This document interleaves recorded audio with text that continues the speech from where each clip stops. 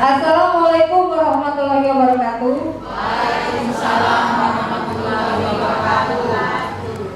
Alhamdulillahirabbil alamin, puji dan syukur kita haturkan untuk Allah Subhanahu wa taala karena berkat rahmatnya kita bisa berkumpul di sini dalam rangka rapat wali kelas tentang budaya positif di sekolah. Bapak Ibu, hari ini saya akan menampilkan materi tentang budaya yang positif di sekolah. Mungkin ini ilmu baru bagi Bapak Ibu, budaya positif, tapi setelah saya pelajari sudah banyak sekali di sekolah kita ini budaya positif yang telah kita terapkan. Contohnya dari 5S yang sekarang menjadi 7S, senyum, salam, sapa, sopan santun, syukur, semangat. Ya, sudah 7 sekarang. Jadi itu merupakan salah satu contoh dari budaya positif. Apa sih budaya positif itu? Dan juga apa sih disiplin positif itu? Di sini kita akan mempelajari tentang budaya positif. Budaya positif itu ada 8. Ada 8. Yang pertama disiplin positif, yang kedua perubahan paradigma belajar, nilai-nilai kebajikan universal, kebutuhan dasar manusia, motivasi perilaku manusia, posisi kontrol guru, keyakinan kelas, dan segitiga restitusi. Ini nanti akan saya jelaskan satu persatu biar Bapak Ibu nanti bisa mengerti dengan jelas apa-apa saja konsep ini dari budaya positif itu. Disiplin positif. Disiplin positif itu merupakan, ini ada, disiplin positif berasal dari kata disiplin yang artinya belajar. Kalau kita selama ini disiplin itu mematuhi peraturan, pemahaman kita. Ternyata disiplin itu artinya kita belajar menerima ilmu. Disiplin mengacu pada disiplin diri yang memiliki tanggung jawab terhadap apa yang dilakukan berdasarkan nilai-nilai yang diyakini. Jadi nilai-nilai yang diyakini itu termasuk tadi nilai-nilai kebajikan universal. Itu disiplin.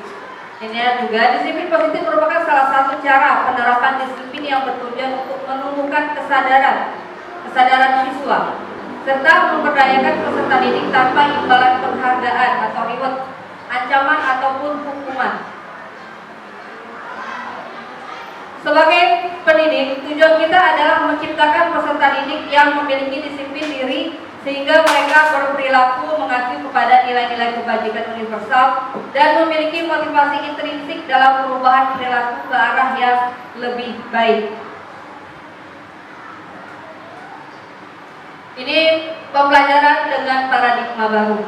Mungkin yang kemarin kelas 7 sudah ada yang tahu tentang profil pelajar Pancasila. Yang mengajar kelas 8 dan juga yang kelas 9, silakan kita pelajari apa sih profil pelajar Pancasila itu, seperti apa. Pembelajaran dengan paradigma baru.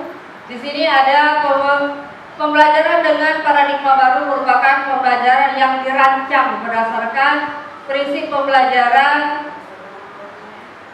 berdiferensiasi atau profil pelajar Pancasila, sehingga peserta didik belajar sesuai dengan keputusannya berdasarkan tahap perkembangan. Ini ada profil pelajar Pancasila, ada 6. Mungkin yang kemarin sudah paham betul. Ada kebinekaan global, bergotong royong, kreatif, bernalak kritis, mandiri, beriman, dan bertakwa. Ini semua, dari semua ini siswa harus mempunyai. Siswa itu harus kreatif. Kalau dia sudah profil pelajar Pancasila, dia sudah memiliki jiwa yang kreatif, dia sudah bisa bergotong royong, dia sudah bisa mandiri, bernalar kritis, berkebinekaan global, dan yang paling penting dia mempunyai keimanan dan ketakwaan. Jadi dari ke-6 ini seluruh siswa harus memiliki, harus berjiwa profil pelajar Pancasila. Jadi diharapkan siswa-siswa kita semuanya sudah memiliki 6 unsur ini. Jadi untuk Bapak Ibu kelas 9 silakan dipelajari, nanti akan tahun depan semuanya sudah kurikulum Merdeka Belajar. Jadi kita sudah tahu apa sih profil pelajar Pancasila itu apa? Kita sudah tahu, berarti profil pelajar Pancasila itu ada 6 unsur. 6 unsur yang harus dimiliki oleh siswa-siswa kita.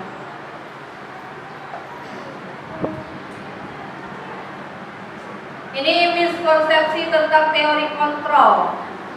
Teori kontrol yang kita berikan kepada siswa itu, yang selama ini kita anggap benar, ternyata salah. Itu namanya miskonsepsi. Guru mengontrol murid, kita anggap selama ini benar. Memang kita ini harus mengontrol murid, tapi ternyata di kurikulum mereka belajar itu salah. Guru mengontrol murid itu, karena pembelajaran itu harus berpihak kepada murid. Kita harus menuntun siswa, bukan mengontrol. Siswa itu kita tuntut untuk mencapai cita-citanya, bukan kita kontrol. Ternyata kita salah. Bahwa kritik membuat rasa bersalah mampu menguatkan karakter.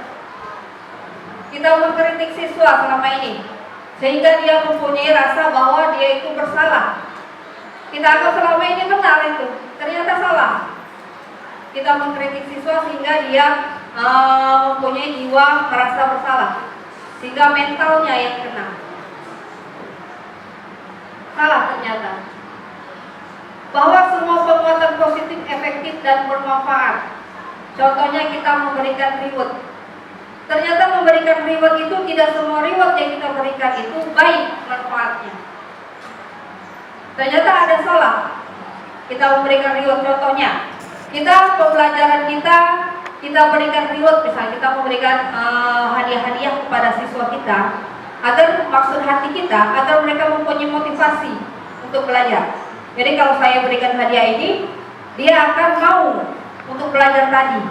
Ternyata itu salah, karena siswa yang lain mereka dengan keterbelakangan yang berbeda, dengan kodrat yang berbeda, mereka tidak mampu, tapi mereka ada keinginan, sehingga mereka jadinya tidak percaya diri. Jadi siswa yang pintar itu saja yang dapat, yang lain tidak.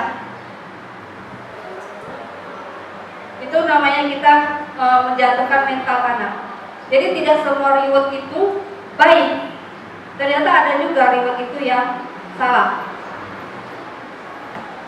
Ilusi bahwa orang dewasa berhak memaksa. Kita guru memaksa siswa. Kamu harus ini, dan ini. Ternyata salah, berbeda dengan filosofi Ki Hajar Dewantara tadi. Guru itu harus menuntun siswa. Karena kodrat yang dimiliki siswa itu yang berbeda-beda. Kodrat itu ada dua, kodrat zaman dengan kodrat alam. Kalau kodrat alam itu yang dimiliki siswa. Siswa itu berbeda-beda kodratnya. Ada yang memang lingkungannya bagus. Dia memang sudah terbentuk dari karakter lingkungan yang bagus. Ada yang dari keluarga yang kurang bagus. Misalnya kalau kayak broken home. Kita berbeda-beda, cara mengendalikan anak ini berbeda, menghadapi anak ini berbeda. Karena tidak semua anak itu sama. Oleh karena itu kita sebagai guru, apalagi terutama sebagai wali kelas ini, harus bisa melihat perbedaan-perbedaan yang ada pada anak-anak kita. Kalau saya menghadapi si A, begini caranya. Saya menghadapi si B, begini caranya. Tidak bisa kita pukul rata, tidak bisa. Karena siswa itu dengan latar belakang yang berbeda-beda. Seperti di kelas Ibu Libri ada, di kelas Ibu Reni ada. Beda kita cara menghadapinya. Tidak bisa kita samakan dengan orang-orang yang biasa. Itu merupakan PR dan tantangan kita sebagai guru. Karena guru itu dituntut untuk menuntun siswa, bukan menuntut. Sama kita perlakukan dengan anak-anak kita. Kita tidak bisa menuntut anak kita, hei kamu harus jadi polisi, tidak bisa. Kamu pokoknya harus jadi tentara, tidak bisa kita menuntut anak. Sama dengan siswa, kita tidak bisa menuntut. Kamu pokoknya harus pintar, tidak bisa. Kita harus tuntut. Agar dia menjadi pintar itu, bagaimana caranya? Proses apa yang harus kita lakukan? Strategi apa yang harus kita lakukan agar dia bisa menjadi pintar? Proses itu yang harus kita pelajari. Jadi miskonsepsi kita selama ini salah ternyata. Padahal kita anggap pemahaman kita itu sudah benar, ternyata masih salah.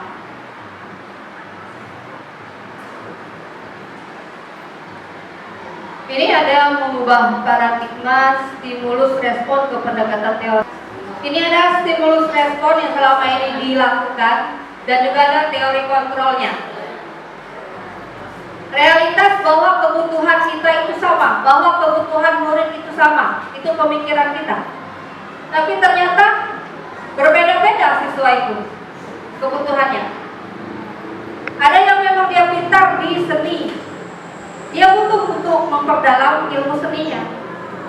Kita tidak harus, kamu harus 10 mata pelajaran itu harus kamu kuasai, tidak bisa.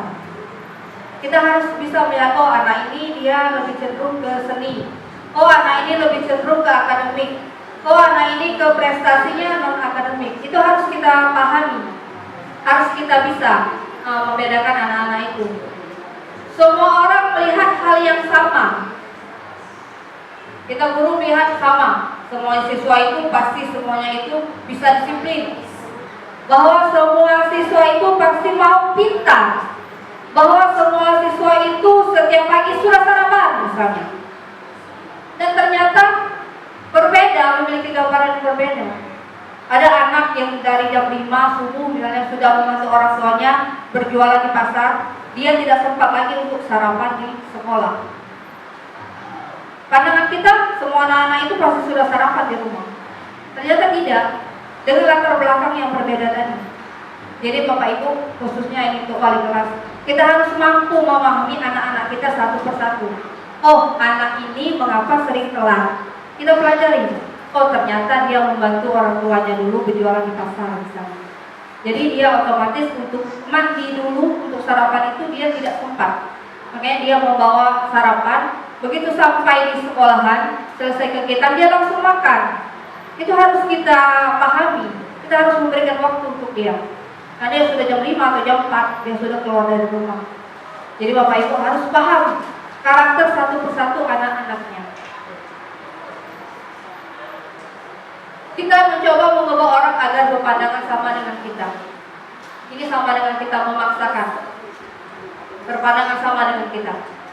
Ternyata kita berusaha memahami pandangan orang lain tentang dunia mereka. Dunia anak-anak itu pasti berbeda-beda. Seperti saya mempunyai 4 anak, 4 karakter yang berbeda-beda. Sama dengan Bapak Ibu mempunyai 32 siswa dengan karakter yang berbeda-beda. Jadi itu harus kita pahami. Perilaku buruk dilihat sebagai suatu kesalahan. Kita lihat semua perilaku memiliki tujuan. Contoh, perilaku buruk dilihat sebagai suatu kesalahan tadi, misalnya sama yang telat datang ke sekolah tadi. Kita anggap itu buruk. Ternyata kita harus tahu dulu mengapa sih dia ini bisa telat datang ke sekolahan. Makanya karena itu orang tua harus bekerja sama dengan wali kelas. Wali kelas harus memanggil orang tuanya. Mengapa? Permasalahannya apa? Mungkin dia malam-malam jualan nasi gemuk misalnya, pulang jam 12 malam, jadi dia ke sekolah kesiangan. Jadi harus kerjasama antara wali kelas dengan wali siswa, mencari solusi. Nanti kita belajar lagi bagaimana sih caranya mencari solusi itu, mencari solusi yang terbaik untuk siswa kita. Orang lain bisa mengontrol saya, ternyata hanya saya yang bisa mengontrol diri saya sendiri. Contoh, orang lain bisa mengontrol saya. Hari ini tidak ada kepala sekolah, saya akan datang siang. Berarti kita dikontrol oleh kepala sekolah. Dan ternyata itu salah. Yang bisa mengontrol diri kita sendiri itu adalah kita. Kita mempunyai rasa tanggung jawab bahwa aku harus datang pagi. Jam 7 aku sudah harus ada di sekolahan. Karena saya tidak ingin memberikan contoh yang buruk kepada siswa saya. Saya marah terhadap siswa, kamu ini datang telat ini, ternyata saya juga datang telat. kan namanya tidak memberikan teladan yang baik untuk siswa. Jadi kalau memang jam 7, kita harus datang sebelum jam 7 agar kita memberikan contoh kepada siswa-siswa kita. Saya bisa mengontrol orang lain, itu pendapat kita. Kita bisa mengontrol siswa-siswa kita. Dan ternyata Anda tidak bisa mengontrol orang lain, karena yang bisa mengontrol itu dirinya sendiri. Dia mau datang ke sekolah jam setengah 6, jam 6 itu dia. Seperti contoh Bu Mariska kemarin, ada siswanya yang harus Bu Mariska terus telepon pagi-pagi agar ia datang ke sekolahan. Itu Bu Mariska yang mengontrolnya. Dan ternyata ada beberapa hari Bu Mariska lupa untuk menelpon dia. Dia tidak datang ke sekolahan karena dia sudah terbiasa dikontrol Bu Mariska. Maksud hati Bu Mariska itu baik, tapi ternyata itu salah. Karena yang harus berubah itu diri kita sendiri. Kita tidak bisa merubah orang lain. Anak kandung pun tidak bisa kita ubah, kecuali dia mau berubah. Kamu mau jadi apa? Dia yang bisa menentukan. Tidak bisa kira, kamu harus jadi polisi. Tidak bisa. Kita tanya anak kita, kamu maunya apa? Berbicara kita dari hati ke hati. Kalau ternyata yang dia inginkan itu menurut kita belum baik, kita berikan contoh, kita berikan pembelajaran, kita berikan pemahaman agar dia mau. Kalau dia sudah mau menerima pemahaman pembelajaran dari kita, dia pasti mau berubah. Karena yang mengontrol dirinya itu diri dia sendiri, bukan kita, bukan wali kelas. Jadi harus diberikan pemahaman kepada siswa-siswanya bahwa yang bisa mengubah diri kalian itu adalah kalian sendiri. Bukan hari ini ada pelajaran wali kelas, aku harus sekolah. Jangan sampai apa, nanti kena marah. Berarti kan dia itu dikontrol orang lain dan ternyata hasilnya tidak baik. Jadi kalau mau hasilnya baik itu, yang mengontrol itu diri kita sendiri, bukan orang lain. Pemaksaan pada suatu wujudan gagal, ternyata salah. Kolaborasi dan konsensus menciptakan pilihan baru. Jadi kolaborasi Bapak Ibu, kita itu harus berkolaborasi, jangan kita sendiri yang menentukan, jangan kita sendiri yang memutuskan. Kalau permasalahan anak, kolaborasi wali kelas dengan guru BK, dengan kesiswaan, dengan kepala sekolah. Harus ada kerjasama agar bisa menentukan solusi terbaik yang harus kita ambil. Jadi jangan sampai kita merugikan anak, jangan sampai kita menghancurkan masa depan anak. Model berpikir menang atau kalah itu salah. Selama ini kita aku menang dari si A, aku kalah, salah. Model berpikirnya harus menang-menang, tidak ada yang kalah. Siswa itu semuanya berhasil, tidak ada yang tidak berhasil.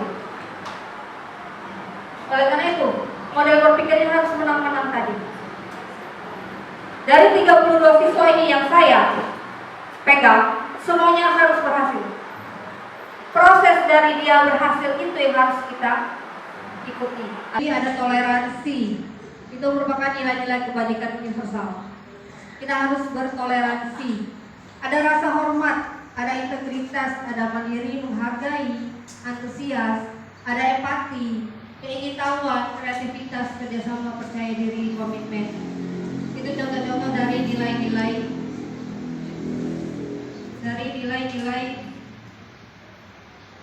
kebajikan universal. Jadi Bapak Ibu, kalau di luar negeri itu, dia yang pertama sekali diajarkannya bukan materi.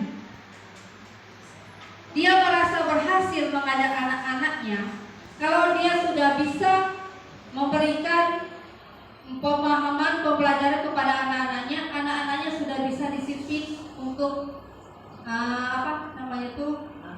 antri. Kalau mereka anak siswanya sudah bisa antri, mereka sudah merasa berhasil mengajar anak-anaknya. Mengapa? Karena di antri itu banyak sekali nilai kebajikan. tidak serobot menyerobot. Kedua, dia bertoleransi. Tiga, dia ada rasa tanggung jawab di antri itu. Jadi kalau kita orang Indonesia ini sebenarnya tidak susah lagi untuk mengajarkan anak-anak itu, karena memang dari kecil mereka sudah kita ajarkan seperti antri tadi di lingkungan keluarga sudah diajarkan, ngomong sampah pada tempatnya sudah diajarkan. Jadi tidak susah lagi sebenarnya kita untuk memberikan pembelajaran kepada anak-anak tentang nilai-nilai kebajikan ini. Kejujuran, hormat dan salam, dermawan, percaya diri, kepemimpinan baik dan rendah hati, toleransi, kedamaian. Bisa tadi seperti ulangnya. Ini masih nilai-nilai kebajikan. Nanti kalau wali-wali kelas mau bisa saya share nilai-nilai kebajikan ini. Keyakinan kelasnya itu isinya harus kalimat positif dan juga mengandung nilai-nilai kebajikan. Jadi ini bisa saya share nanti untuk nilai-nilai kebajikan, agar siswa-siswa tahu apa-apa saja sih nilai-nilai kebajikan itu. Karena banyak toleransi, keadilan, banyak sekali nilai-nilai kebajikan. Nah, ini kebutuhan dasar manusia. Ini harus Bapak Ibu pahami betul. Kebutuhan dasar manusia itu berbeda-beda. Ada semua siswa yang sudah memiliki kelima-limanya, ada. Itu tadi saya bilang dari lingkungan, memang lingkungan keluarga. Ada semuanya. Untuk bertahan hidup dia ada. Penguasaan punya. Kasih sayang lengkap. Kebebasan ada. Kesenangan ada. Tapi tidak semua siswa memiliki 5 kebutuhan dasar ini. Ada yang bertahan hidup tidak punya. Contohnya, dia dari keluarga yang kurang mampu. Dia tinggal bersama neneknya atau bersama uang, bersama bibi. Dia butuh ini untuk bertahan hidupnya. Dia menopang kepada orang lain. Itu harus Bapak Ibu pahami. Oh, berarti anak aku ini kurang dari kasih sayang. Oh, anak aku ini bertahan hidupnya belum. Jadi Bapak Ibu harus tahu penguasaan, harga diri, keinginan dianggap memimpin. Ada siswa yang memang mempunyai percaya diri yang tinggi. Jadi, ayo siapa yang mau maju ke depan? Saya. Siapa yang mau jadi ketua kelas? Saya. Berarti dia sudah punya penguasaan. Ada yang tidak, yang diam saja. Itu harus kita dorong. Misalnya si Ani, ayo maju ke depan, biar dia mempunyai rasa percaya diri untuk memimpin. Setidaknya setiap kita mau belajar, biasanya selama ini yang memimpin doa itu ketua kelas. Mulai sekarang kita ganti. Tidak harus ketua kelas. Siapa yang mau? Hari ini siapa yang mau memimpin doa? Agar itu membuat dia menjadi jiwa pemimpinnya. Dia mempunyai jiwa pemimpin. Saya Bu, sama dengan profil pelajar Pancasila tadi, dia sudah bisa bernalar kritis, mandiri dan kreatif. Siapa hari ini yang mau membantu Ibu misalnya apa?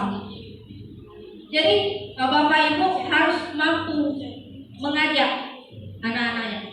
Kalau dia masih tidak angkat tangan, langsung kita tunjuk. Budi, hari ini Ibu minta kamu ya yang memimpin doa. Walaupun terbata-bata dengan tangan gemetar dan juga suara gemetar, tidak masalah. Yang penting dia sudah ada pembiasaan. Bisa karena biasa. Jadi muncul percaya dirinya. Ini kasih sayang dan rasa diterima. Tidak semua anak mempunyai kasih sayang yang sempurna. Tidak semua. Ada yang sempurna, ada yang tidak. Kebebasan dan juga kesenangan. Jadi Bapak Ibu harus paham. Dari ke-32 siswa yang Bapak Ibu pegang, apa sih kebutuhan dasar yang belum mereka miliki? Ada anak yang selalu mencari mencari perhatian ke gurunya, caper. Itu kita harus teliti, kenapa anak ini begini? Oh, ternyata dia kurang kasih sayang. Harus bisa kita memberikan kasih sayang kepada anak itu. Nah, ini perbedaan dari hukuman, konsekuensi, dan restitusi. Hukuman itu tidak terencana tiba-tiba, tidak ada perencanaan. Si A terlambat datang ke sekolah, kamu push up. Kan tiba-tiba, tidak terencana. Itu yang namanya hukuman. Konsekuensi itu sudah disepakati peraturan. Kalau kamu telat datang ke sekolahan, maka kamu akan saya pulangkan. Itu sudah terjadi kesepakatan dahulu dengan siswa. Sudah kita sepakati dulu. Itu namanya konsekuensi. Ini ada restitusi. Ini langkah yang terbaik yang harus dimiliki oleh guru. Restitusi ini nanti kita pelajari, ada lagi. Apa sih restitusi? Restitusi ini proses menciptakan kondisi bagi murid untuk memperbaiki kesalahannya. Jadi ada tahapan-tahapan restitusi ini yang harus kita lalui agar kita bisa memberikan win-win solution untuk murid kita. Apa yang harus dilakukan agar dia tidak lagi melanggar tata tertib yang sudah kita buat. Yang kedua ada proses kolaboratif. Kata saya tadi harus ada kerjasama antara wali kelas, guru, BK, kesiswaan, dan juga kepala sekolah untuk mencari solusi untuk restitusi. Ini motivasi perilaku manusia, ada ekstrinsik, ada intrinsik. Nah, posisi kontrol guru. Ternyata posisi kontrol guru itu ada 5. Yang pertama, guru sebagai penghukum. Kedua, guru sebagai pembuat merasa bersalah. Ketiga, yang ketiga ini teman. Yang ketiga teman. Yang keempat pemantau. Yang kelima manajer. Posisi yang paling baik itu adalah sebagai manajer. Penghukum tadi. Seorang penghukum bisa menggunakan hukuman fisik maupun verbal. Fisik seperti kamu push up, kamu lari keliling lapangan, tidak membuat PR, itu penghukum. Verbal, ayo kemudian kau ini. Verbal, membuat rasa bersalah. Tadi sudah saya jelaskan. Pada posisi ini biasanya guru akan bersuara lebih lembut. Membuat rasa bersalah akan menggunakan keheningan yang membuat orang lain merasa tidak nyaman. Siswa itu merasa betul-betul bersalah kepada gurunya karena telah melanggar. Selama ini kita anggap itu baik, saya sudah berhasil kan? Ternyata itu belum. Ini teman. Guru pada posisi ini tidak akan menyakiti murid, namun akan berupaya mengontrol murid melalui persuasi. Pendekatan. Posisi teman pada guru bisa negatif ataupun positif. Positif di sini berupa hubungan baik yang terjalin antara guru dan murid. Guru di posisi teman menggunakan hubungan baik dan humor untuk mempengaruhi seseorang. Ternyata berteman terlalu baik dengan siswa itu juga belum baik. Posisi teman.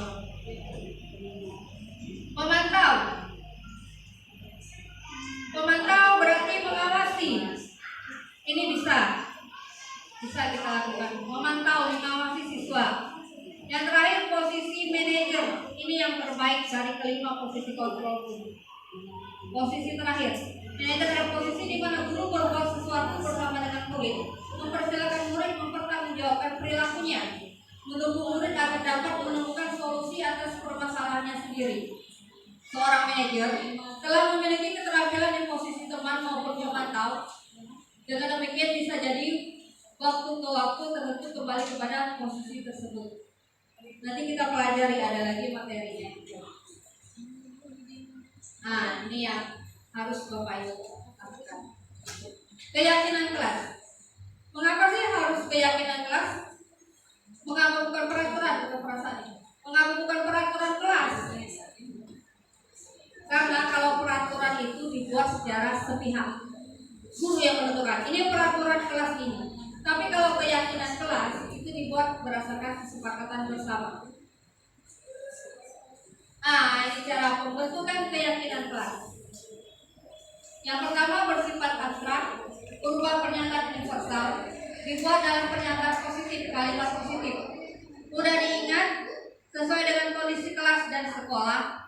Semua warga sekolah, warga kelas dilibatkan saat membuat keyakinan kelas. Itu nanti akan Bapak Ibu lakukan di kelasnya. Prosedur, bagaimana cara membuat keyakinan kelas? Prosedur, ada 7. Keyakinan kelas bersifat lebih abstrak daripada peraturan yang lebih rinci dan konkret. Abstrak itu berarti peraturan itu dibuat oleh siswanya. Keyakinan kelas.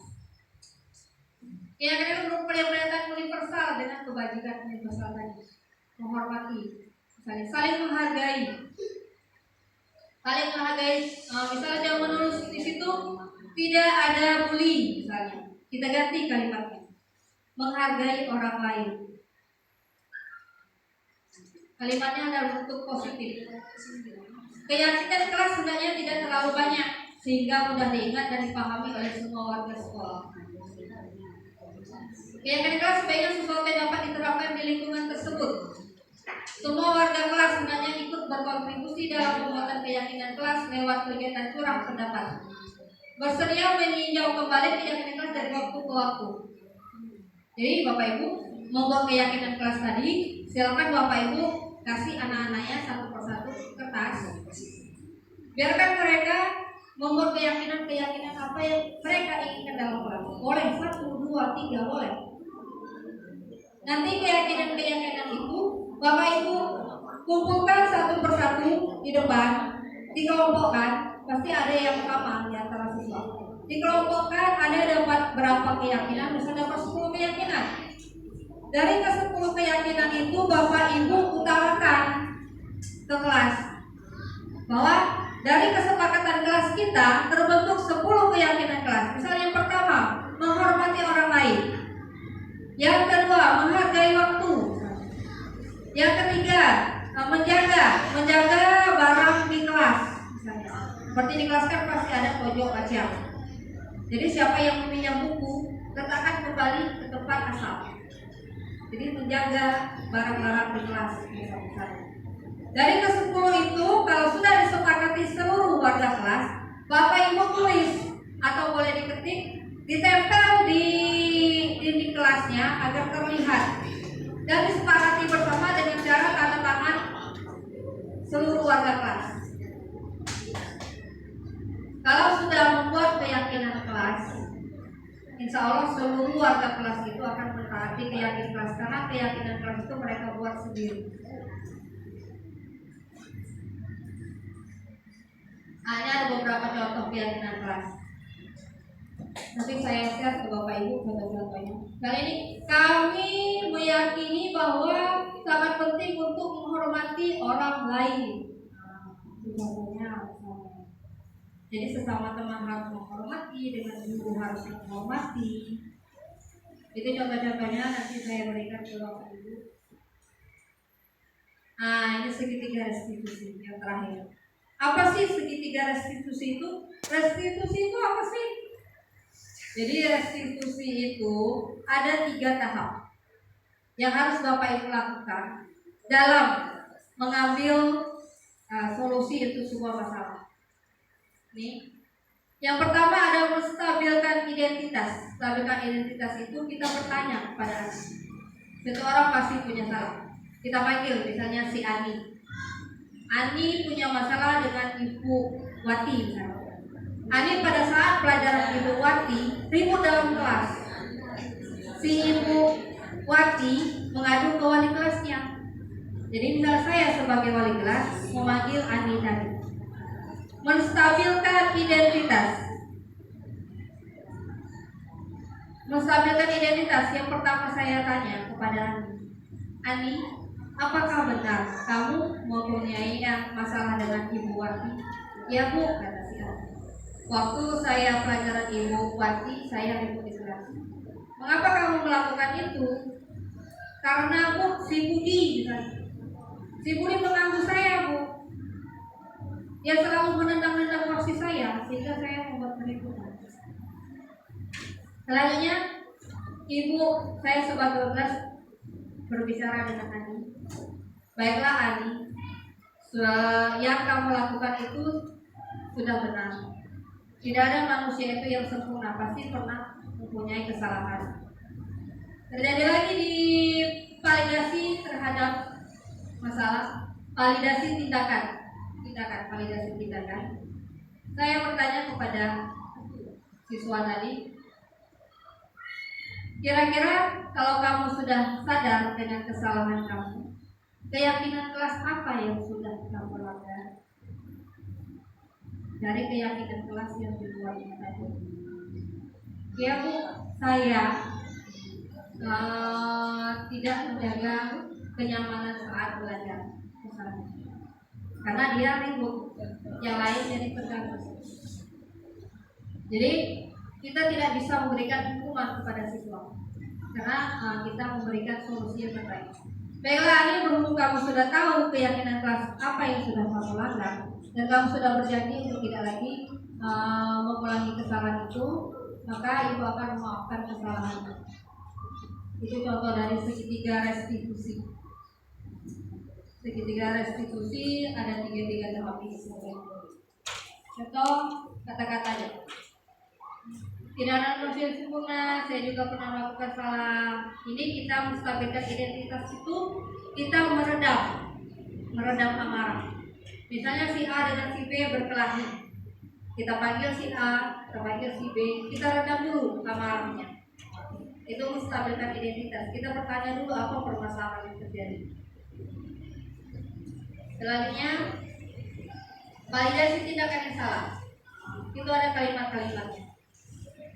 Padahal kamu bisa melakukan yang lebih buruk dari ini. Kamu pasti punya alasan mengapa melakukan ini. Itu validasi. Yang terakhir, keyakinan. Oleh karena itu, di kelas itu harus punya keyakinan kelas. Harus membuat keyakinan kelas. Apa nilai yang telah disepakati? Apa keyakinan kelas yang sudah kamu langgar?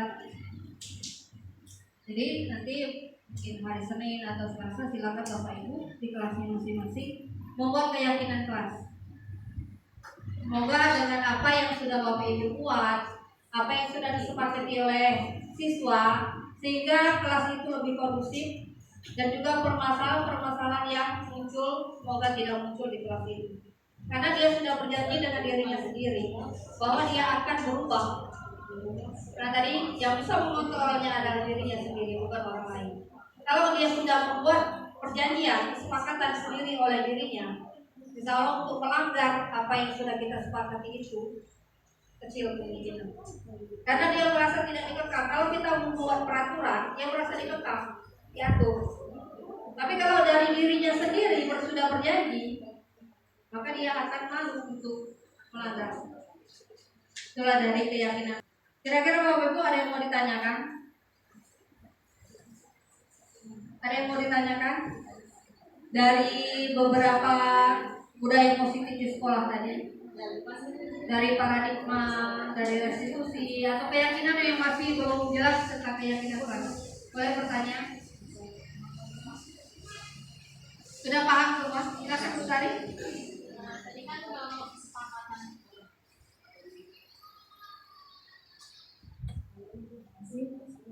Assalamualaikum warahmatullahi wabarakatuh. Tadi kan untuk kesepakatan kelas kan dibuat keyakinan kelas tadi kan dibuat secara bersama gitu ya, sebelum kelas. Otomatis kan dari poin-poin kesepakatan itu kan ada konsekuensi. Kalau misalnya mereka melanggar tadi ya dalam kesepakatan atau ketentuan keyakinan yang sudah dibuat tadi kan ada konsekuensinya, atau istilah negatifnya itu kan sanksi hukum lah ya. Nah itu menentukan untuk konsekuensi yang harus mereka terima dari pelanggaran itu tadi, apakah bisa dibuat secara bersama atau bagaimana? Tidak, cuma buat keyakinan kelasnya saja. Kalau konsekuensi itu kita sudah berkolaborasi.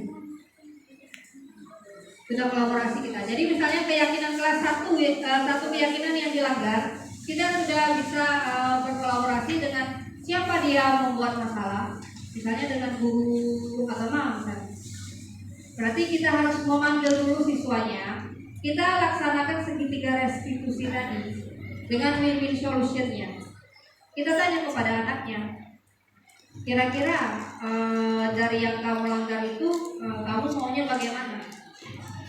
Kalau masih tidak bertemu win-win solutionnya, bisa dengan guru BK-nya kerjasama. Masih belum bertemu dengan walinya, wali siswa. Masih belum bertemu juga dengan kesiswaan. Masih belum bertemu juga dengan kepala sekolah. Jadi masih kolaborasi. Harus berkolaborasi dalam membuat keputusan. Tidak bisa kita putuskan sendiri. Kira-kira masih ada yang mau ditanyakan oleh Ibu? Silakan. Ya, tadi misalnya sudah diketahui dia melakukan suatu pelanggaran terhadap keyakinan kelas tadi. Terus apakah sikap yang paling bagus boleh tidak, maksudnya boleh tidak dari pelanggaran tadi kita memberikan sanksi misalnya sesuatu. Karena kalau siswa ini melanggar, ini berarti siswa harus melakukan ini atau siswa harus mengumpul sesuatu, boleh tidak seperti ini? Kita kalau siswa melanggar, kita tidak memberikan hukuman tapi konsekuensi.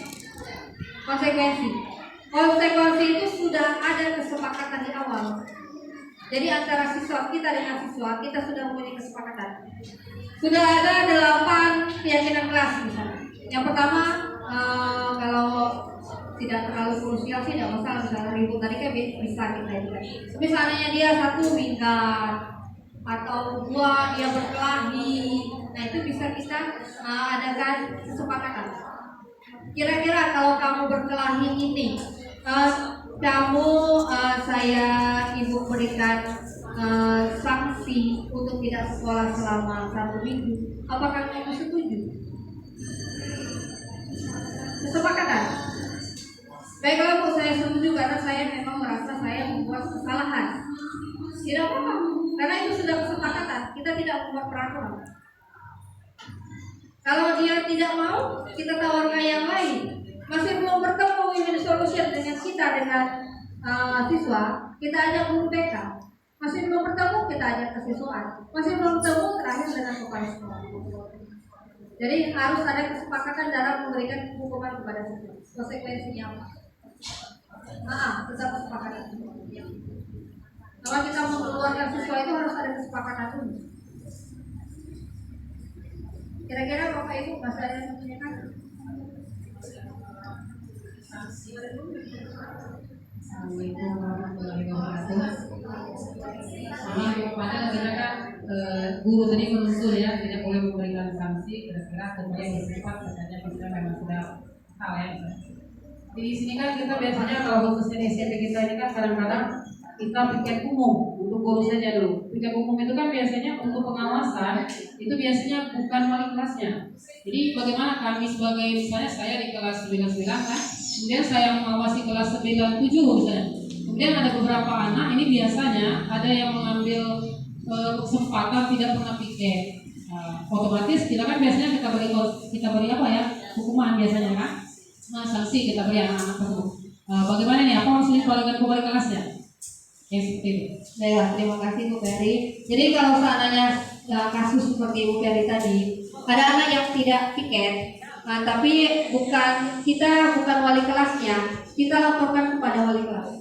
Karena wali kelas yang punya hak penuh terhadap permasalahan anak ini.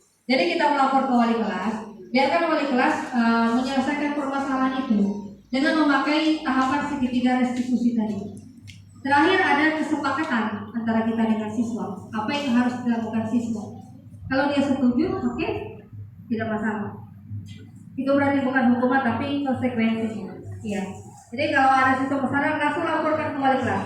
Biar wali kelas yang menyelesaikan permasalahan. Kita sebagai guru cukup melaporkan kepada wali kelas. Oleh karena itu wali kelas harus bisa berkolaborasi dengan guru, berkolaborasi dengan guru BK, dengan wali kelas yang lain, dengan kesiswaan, agar bisa mencapai kesepakatan bersama. Kira-kira Bapak Ibu masih ada yang mau ditanyakan? Ada sudah paham semua? Ya. Terima kasih Bapak Ibu atas apa yang diberikan. Saya harapkan keyakinan kelasnya sudah dibuat sehingga kita bisa menerapkan budaya positif di sekolah kita. Kalau tidak ada lagi pertanyaan, saya akhiri sampai di sini. Seandainya dari awal sampai akhir saya mempunyai kata-kata yang salah, saya mohon maaf kepada Allah, saya mohon ampun. Wabillahi taufiq wal hidayah. Wassalamualaikum warahmatullahi wabarakatuh.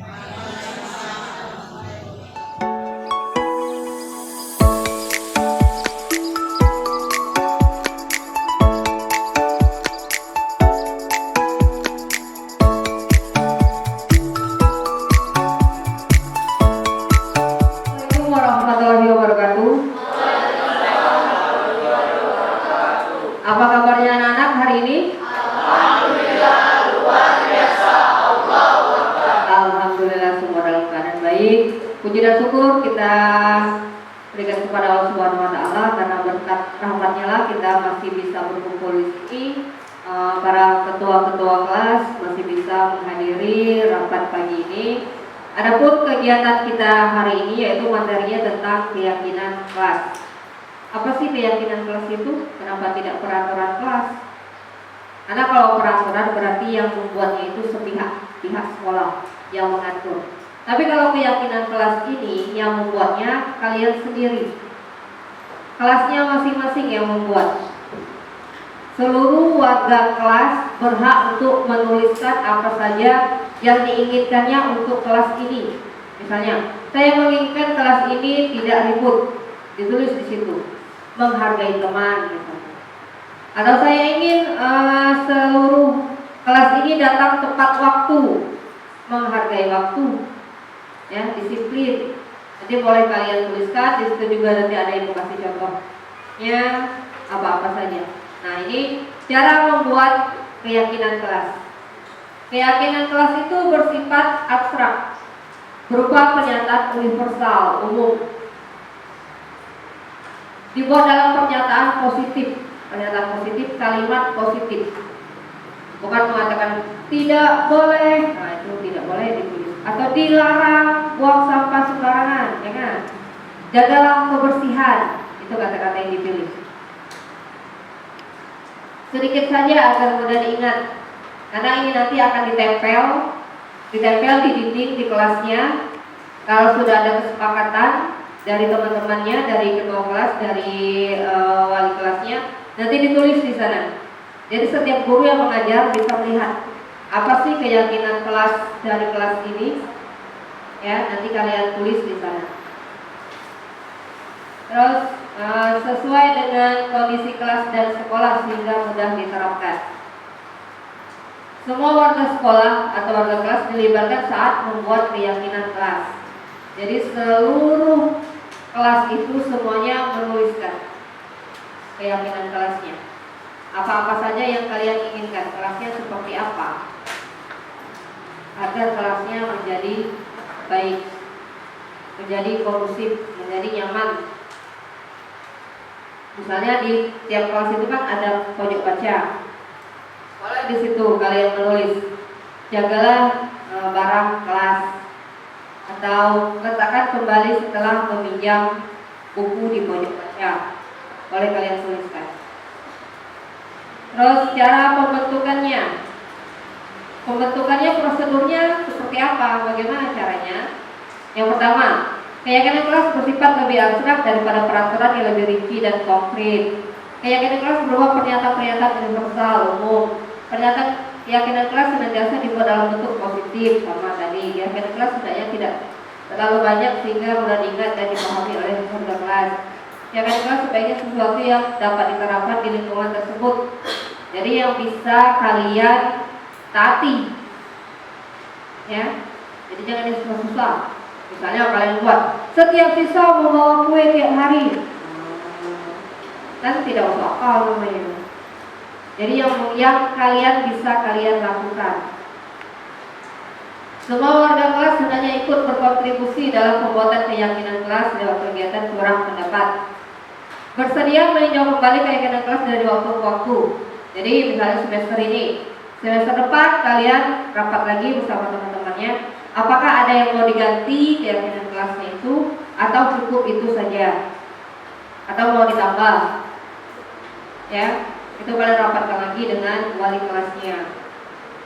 Terus di dalam keyakinan kelas itu mengandung nilai-nilai kebajikan universal. Nilai-nilai kebajikan itu apa sih? Ada menghormati, menghargai, disiplin, keadilan, misalnya tidak boleh membuli. Tapi kata-kata tidak boleh dituliskan di situ karena merupakan kalimat negatif. Jadi misalnya menghargai teman, menghormati teman, diganti seperti itu. Ini contoh dari keyakinan kelas, misalnya angkat tangan dan tunggu hingga dipanggil, misalnya pas saat kalian belajar, ya. Contohnya, ada lagi contohnya bersikap jujur.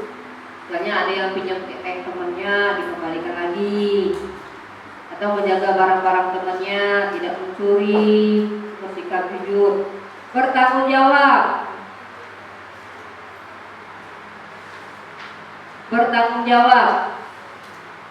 jawab yang piket harian, piket kelas, itu bertanggung jawab terhadap tugasnya masing-masing.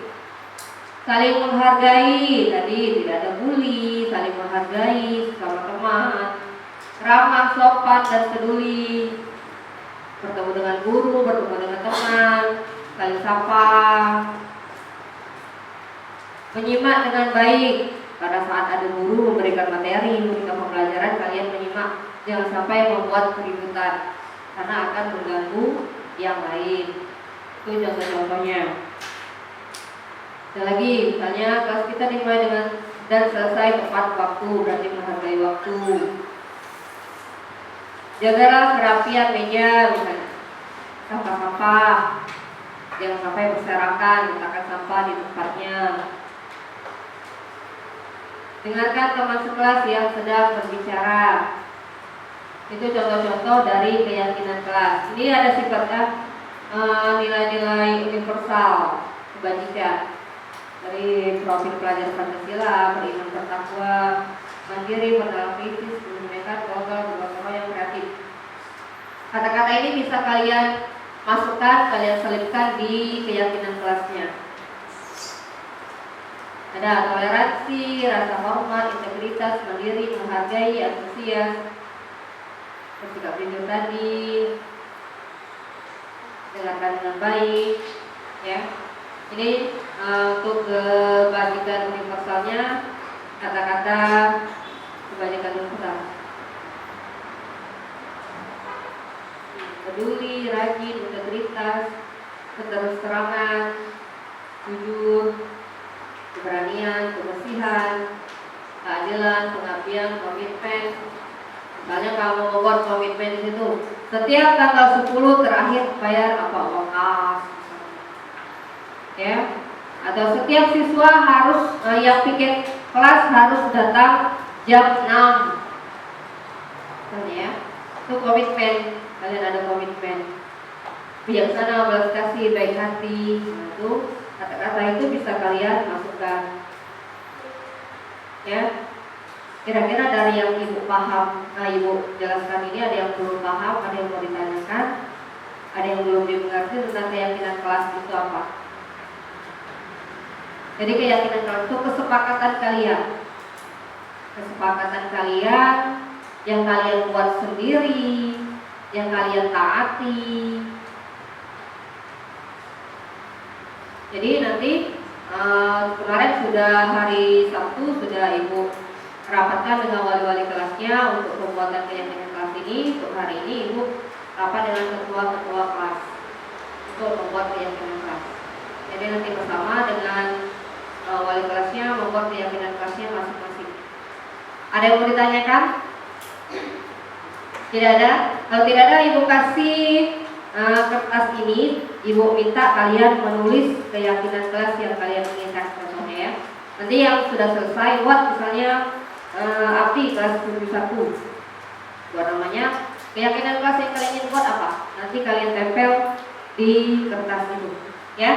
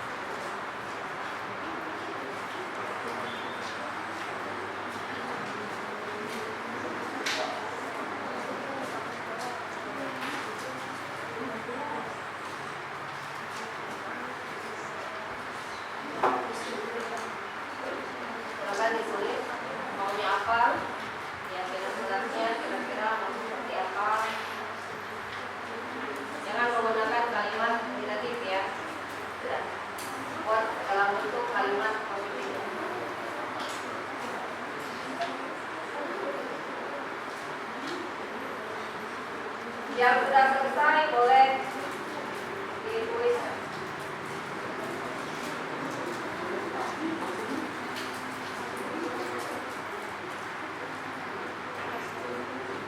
Kalau yang sudah selesai boleh ditulis.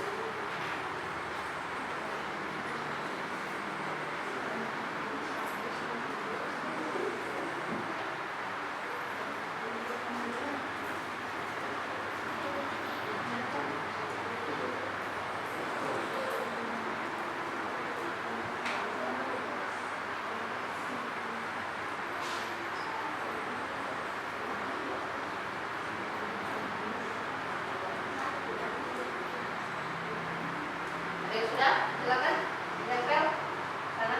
Nanti ibu kelompokkan hasilnya apa-apa saja. Itu contohnya ya. Nanti kalian lakukan di kelas kalian seperti ini prosesnya ya.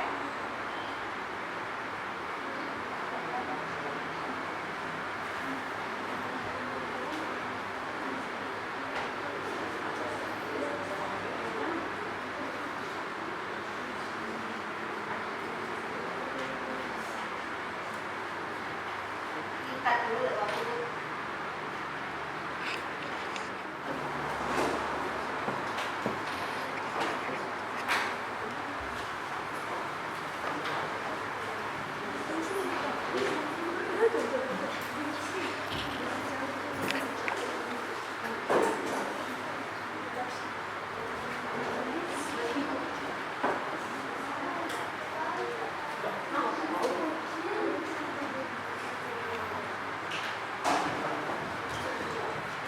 Bapak Ibu.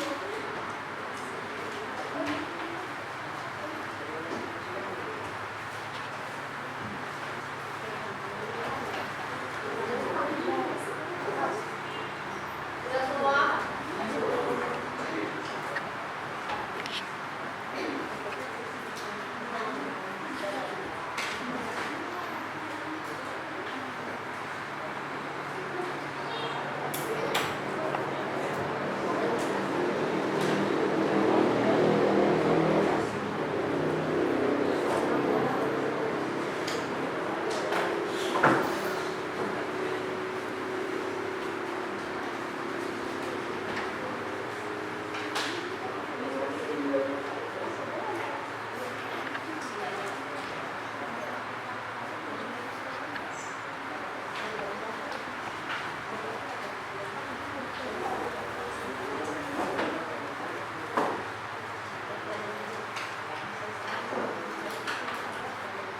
Sudah semuanya?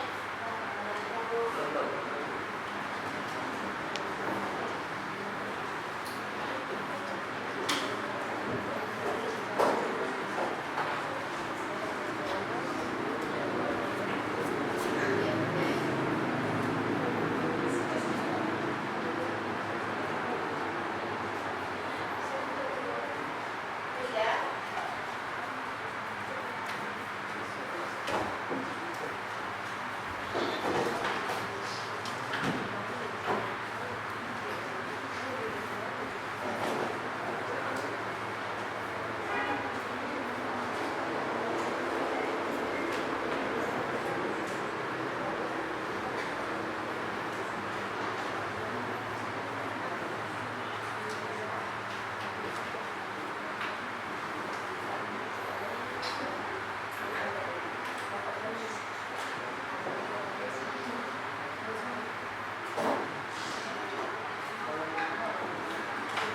Ini macam-macam ya, ada yang bergotong royong, saling menghargai, jaga gerak dan meja, saling menghargai, ramah kepada guru, melakukan protokol kelas, tidak membuat keributan, sikap jujur.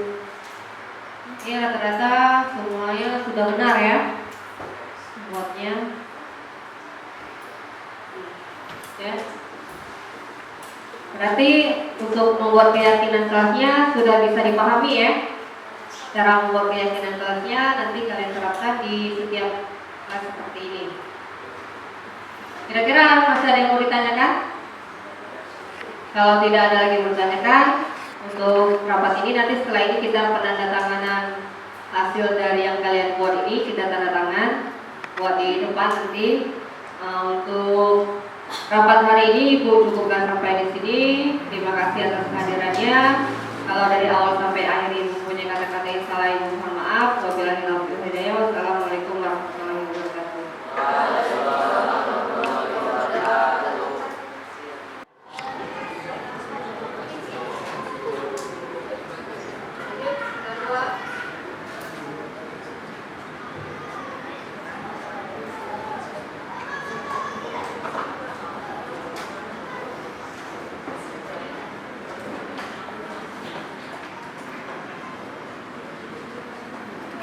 Siap, tinggal 3.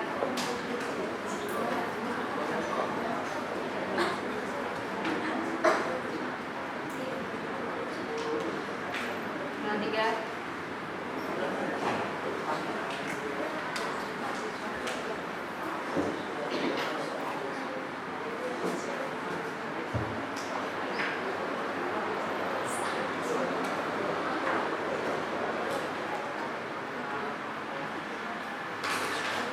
Empat.